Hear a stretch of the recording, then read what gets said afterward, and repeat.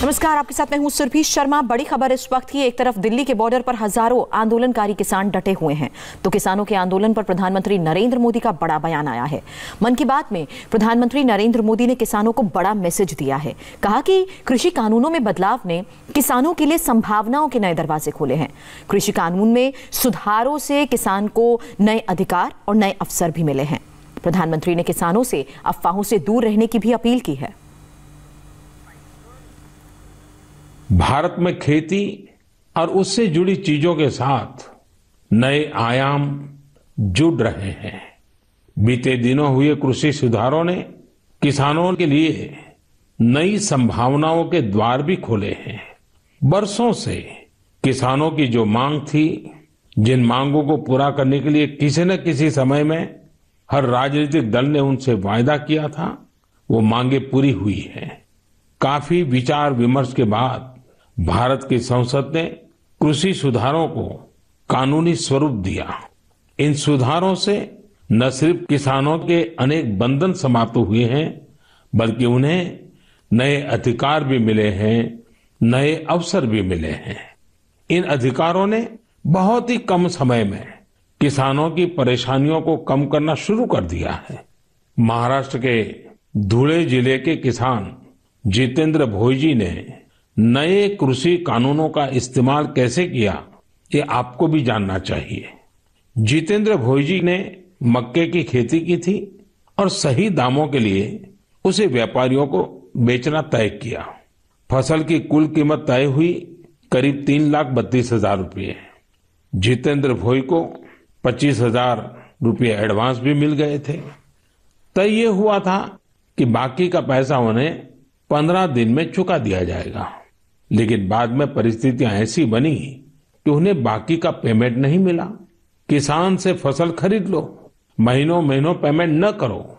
संभवतः मक्का खरीदने वाले बरसों से चली आ रही उसी परंपरा को निभा रहे थे।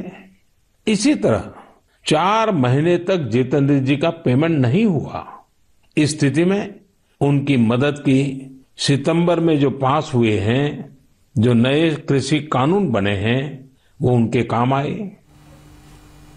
इस वक्त की एक और बड़ी खबर। दिल्ली कृषि कानून को लेकर किसानों का विरोध प्रदर्शन अब बढ़ता ही जा रहा है और भारी संख्या में किसान दिल्ली के बॉर्डर पर डटे हुए हैं।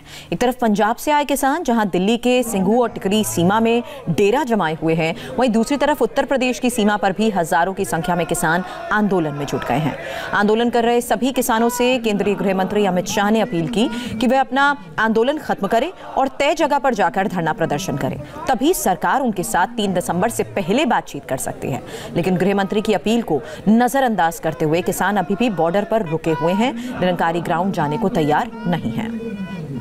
इस समय 3 तरफ से किसानों से दिल्ली घिरी हुई है। सिंघू बॉर्डर पर अभी भी पुलिस ने बैरिकेडिंग और ट्रक लगाकर रास्ते को बंद किया हुआ है। एक तरफ भारी तादाद में सुरक्षा बल तैनात है, तो वहीं दूसरी तरफ पंजाब और हरियाणा के जिलों से आए हजारों की तादाद में किसान हैं। फिलहाल किसानों का यह कहना है कि वो बुराड़ी नहीं जाएंगे। सरकार को अगर बात करनी है तो वो यहीं पर करे। उनकी मांगे जब तक पूरी नहीं होंगी तब तक नेशनल हाईवे भी खाली नहीं होगा। किसानों का प्रदर्शन तेज होता जा रहा है। कहीं बैरिकेडिंग पर किसान चढ़े नजर आ रहे हैं, तो कहीं पर नारेबाजी भी हो रही है। किसानों के उग्र तेवर को कंट्रोल करने के लिए पुलिस फोर्स भी तैनात है। 6 तस्वीरें एक साथ आपके सामने। हाईवे पर धरना दे रहे किसान, वहीं अब टिकरी बॉर्डर की ये तस्वीर जहां एक बार फिर से नारेबाजी हो रही है। बॉर्डर पर एक तरफ फोर्स को भी तैनात किया गया है। सिंघू बॉर्डर पर ही हालात को देखते हुए ये फोर्स तैनात की गई है। वहीं बैरिकेड्स पर भी किसान चढ़ गए हैं। गाजीपुर बॉर्डर की ये तस्वीर है जहां पर किसान देर रात से डटे हुए हैं और अब बैरिकेड पर भी चढ़ गए हैं। वहीं सिंघू बॉर्डर पर कई रोड्स को डाइवर्ट कर दिया गया है और निरंकारी ग्राउंड की भी तस्वीरें आ रही हैं। केंद्रीय गृह मंत्री अमित शाह के अपील के बावजूद भी किसान अभी डटे हुए हैं। सिंधु बॉर्डर पे वही हाल है आज से जो 2 दिन पहले था। 26 तारीख को दिल्ली चलो का आह्वान किया था और उसके बाद 27 को यहाँ पे पहुंचे थे किसान। उसके बाद से लगातार अपनी जगह पे हैं और एक ही मांग है, जब तक तीनों कानून वापस नहीं होता, एमएसपी की गारंटी नहीं मिलती, तब तक ये आंदोलन इसी तरह से जारी रहेगा। किसानों की तादाद बहुत ज्यादा है, लेकिन एक सेफ डिस्टेंस में है ये लोग। पुलिस और तमाम सुरक्षा कर्मी अपनी जगह पे तैनात हैं। बैरिकेडिंग अभी भी है, यहाँ पे सारे इंतजाम अभी भी हैं। और दूसरी तरफ देखिए किस तरह से पुलिस का इंतजाम है। पुलिस अपनी जगह पे मुस्तैद है, पैरामिलिट्री फोर्स है यहाँ पे, तमाम सीनियर ऑफिशियल्स यहाँ पे मौजूद है। लगातार बातचीत करने की किसान नेताओं से कोशिश की जा रही है, उनसे अपील की जा रही है कि बुरारी ग्राउंड में तमाम इंतजामात किए गए हैं आपके लिए, टेंट्स लगाए गए हैं, पानी का इंतजाम है, आप लोग वहां आइए। और अगर एक बार सब सेटल हो जाते हैं, बॉर्डर फ्री हो जाता है, सड़क ये लोग छोड़ के अगर बुरारी ग्राउंड में आ जाते हैं, उसके बाद इनसे बातचीत की जाएगी। हालांकि पहले ही ये कहा गया था कि 3 दिसंबर को बुलाया गया है किसान नेताओं को बातचीत करने के लिए और उसके बाद इस पूरी समस्या का समाधान ढूंढा जाएगा। लेकिन किसान अभी तक तैयार नहीं है इस बात को लेके। पहले दिन जब बातचीत हुई थी तो उसमें किसान नेताओं ने कहा था कि ठीक है, हम लोग बुरारी ग्राउंड पहुंच जाएंगे। टिकरी बॉर्डर से कुछ किसान पहुंचे भी, लेकिन उसके बावजूद जो एक बड़ा जत्था है, बड़ी संख्या है किसानों की, उन लोगों ने ये कहा कि अब जो कुछ भी फैसला होगा और यही होगा।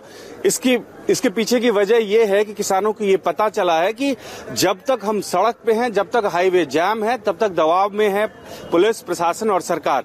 इसीलिए ये लोग यहाँ से बुरारी ग्राउंड नहीं जा रहे हैं। यहाँ तक कह रहे हैं कि अगर हमें बुरारी ग्राउंड में कर देते हैं तो दिल्ली के एक कोने में साइड में हम लोग रहेंगे, उससे कोई दबाव नहीं बनेगा पुलिस प्रशासन के ऊपर में। अगर हमें रामलीला ग्राउंड जाने देते हैं तब हम इस बारे में सोच सकते हैं। लेकिन अभी भी कोई समाधान नहीं हुआ है, ना तो बातचीत के लिए कोई ये तय हुआ कि 3 तारीख तक किसान के कौन से नेता जाएंगे बातचीत करने के लिए, या बुराड़ी ग्राउंड में कब पहुंचेंगे ये लोग। अगर वहां पे बात करें इंतजाम के, तो टेंट्स लग चुके हैं, पानी का इंतजाम है, टॉयलेट्स वहां पे टॉयलेट्स का इंतजाम किया गया है। लेकिन उसके बावजूद भी किसान जितने हैं वो अपनी जगह पे अड़े हुए हैं और कह रहे हैं कि जो फैसला होगा अब सड़क पे होगा और जब तक तीनों कानून वापस नहीं होता हम लोग इसी तरह से दिल्ली के जो तमाम बॉर्डर्स हैं उसको सील करके रखेंगे। और इस बीच आपको